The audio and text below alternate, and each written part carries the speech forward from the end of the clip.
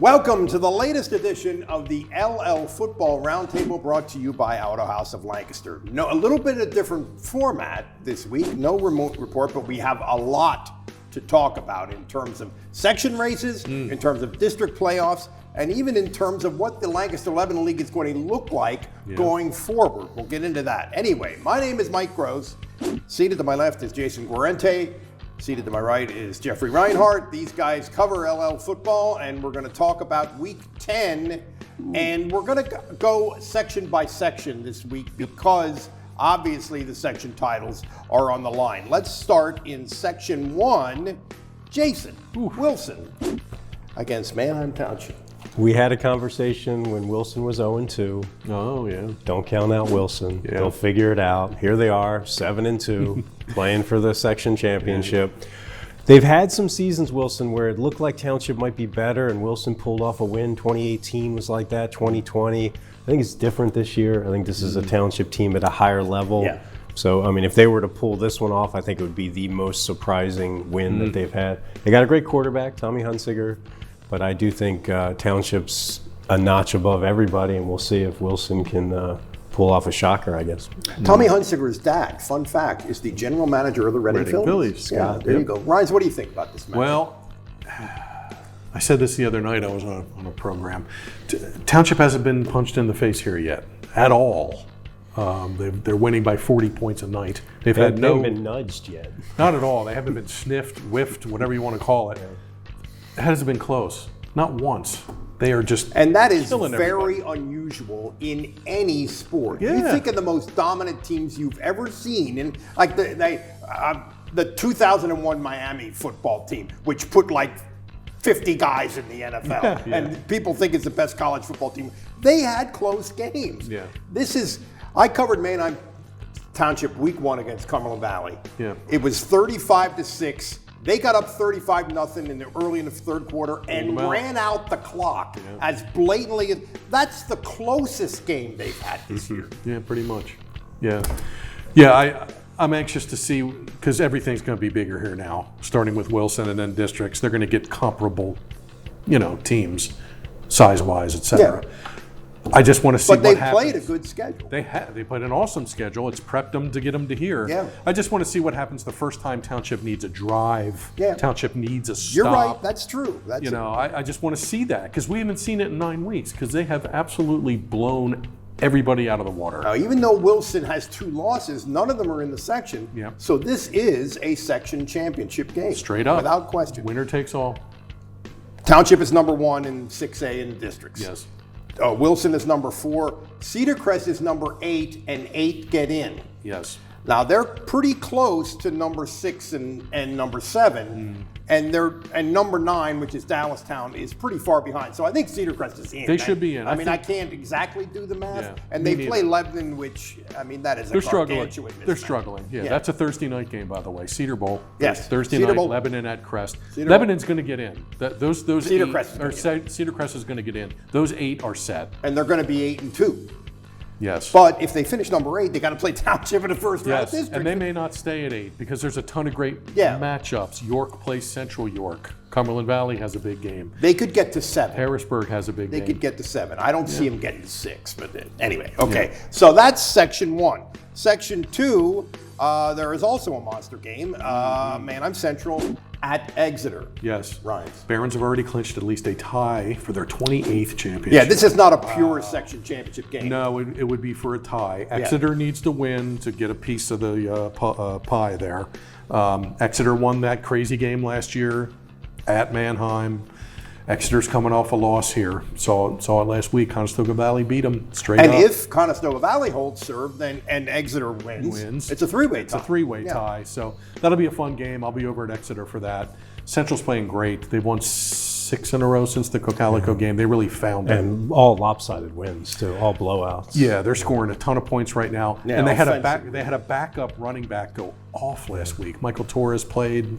Bryson Arnold did not play for whatever reason. Okay. Torres rushed for 257 and 4 touchdowns. Wow. So Han's plugging guys in, and they're ready to play. So as far as district implications, not huge here. Central's 3, Conestoga Valley 6, Exeter 7.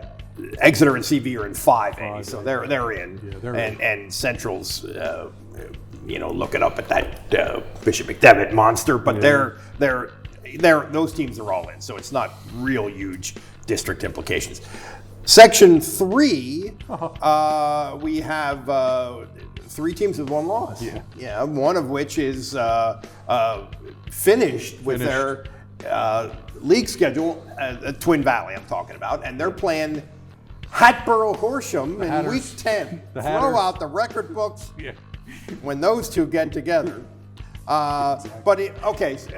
Jason, if it's a 3-way tie, which of these teams do you sort? How do you look at this? How do you look at this? That's tough, right? Yeah. Because Garden Spot was probably the closest to running the table. They lost a 1-point game on the road against Twin Valley on a blocked extra point. They had a field goal at the end to win that game, but I mean they're just so even. I mean, you even look statistically, their points for, their points against. I mean, they're tri-champs for a reason. I don't think there's a lot separating them. Yeah, they're probably tri-champs. There's no head-to-head in this going on here. Ephrata has E-Town and Garden Spot has Solanco. Garden Spot has Solanco, which Solanco can run the ball and hold the ball. That's a legitimate. They're going to play keep away all night. Section 4. Calico undefeated, and Wyomissing and LS with 1 loss, and YO and LS play each other at LS. That's the intriguing game is YO-LS. They're both 8-1, both state ranked. They're going to need Calico to lose to Weiser. They need Weiser to spring an upset, but Calico's playing awesome. LS ranked in the state, but only number 5 in the district. That's pretty weird. In 4A. Yeah, you saw Calico last week. They're kind of dinged up. Yeah, a lot of injuries. Sam Steffi, the fullback's out, but they're pretty optimistic he'll play for playoffs if he doesn't play this week. And it was like Michael Torres at Central. Dane Horning steps in, 200 yards. They rush for 400 yards total. It's just, the beat goes on. Yeah, this will be the 15th championship for Calico, at least a tie. Win it outright. Wow, that's impressive. And these teams are all in different classes too. LS is in 4A. Wyomissing number 2 behind West Perry, the Mustangs in 3A, and Calico is number 3 in 5A. Which will get a bye. It should get a bye, and I kind of think they're really the favorite in that class. I would pick. Last year, nobody was picking them as the 12. This year, everybody's going to pick them as the 3. Yeah. Okay, Section 5. There's still a little to be decided here. Schuylkill Valley and Lancaster Catholic. A lot of fun storylines in this, as Jason will attest in a moment. Schuylkill Valley tied. They tied for no worse than a co-crown. No worse than the first section championship in school history. I think Drago said they've played 51 years of football at Schuylkill Valley. This was their first championship. How about that? Need to beat Lancaster Catholic to clinch outright. And a familiar face is coming back to Lancaster, Jason. Yeah, Bruce Harbach. All good feelings, though. No bad hard feelings. All good feelings. It's all good. That's what we like. They won it outright, though. Schuylkill Valley does not want to share the section championship. That's a big motivation. Surely. Things have changed at Catholic, and no more Rossmere Stadium, right? No more grass. So things are different than when Bruce Harbach was there. But obviously, he's going to see those state championship years on the wall, and it's going to spark some memories. One thing about Schuylkill Valley. If they win, you have West Perry playing Steel High, and you have YO playing LS, 1-2 in that district rankings. That could shuffle a little bit. Yeah, that's right. I didn't think of that. A lot would have to fall their way, but Schuylkill Valley could move up in those district power ratings. And Schuylkill Valley is AAA. They're 3rd, as Jason alluded. Catholic is 4th. In that class, and still in the hunt here is Anvil Clayona, which goes to Northern Lebanon, which Northern Lebanon is probably capable of it. Anvil back up in first place in AA in the districts because Trinity lost to Steel High in a wild game last weekend. Trinity was the number 1 seed. They've been trading that back and forth. Catholic is 4, Schuylkill Valley is 3 in AAA. One more team that has a shot here is Elko. in distance. They're inside the bubble at the moment. They're in if they take care of business. They're number 9 right now, and 10 make it in that class. All right, that's sort of setting the stage for Week 10. Yes. Let's set the stage here a little bit for the future, and Tyler will put a graphic on it. We have new section alignments, new enrollment numbers in the Lancaster 11 League in all sports, but noteworthy a little bit in football. Not gigantic changes, but I kind of like what I see there. Just looking at it from 30,000 feet, sort of big picture, I think the sections are a little more even going forward. Yeah, the first one that jumped out at me was Manheim Central going down to 3. Yeah. And actually, they were supposed to go to 4, and they flip-flopped with Hamburg. Hamburg was supposed to be in 3, Central 4. Barons will be in 3 with Calico, with Warwick. So we'll see a couple of those rivalries. We have a lot of, in our league, we have a lot of sort of medium to medium large schools. And Central is on the bottom, near the bottom of that group. They are. What I think of that group from enrollment. Groups. And the other, I guess, what was the other switch? Boone switched with somebody to go to 4, and somebody stayed up in 3. You're looking at the graphic anyway, but that was a switch. Yeah. Boone switched with somebody.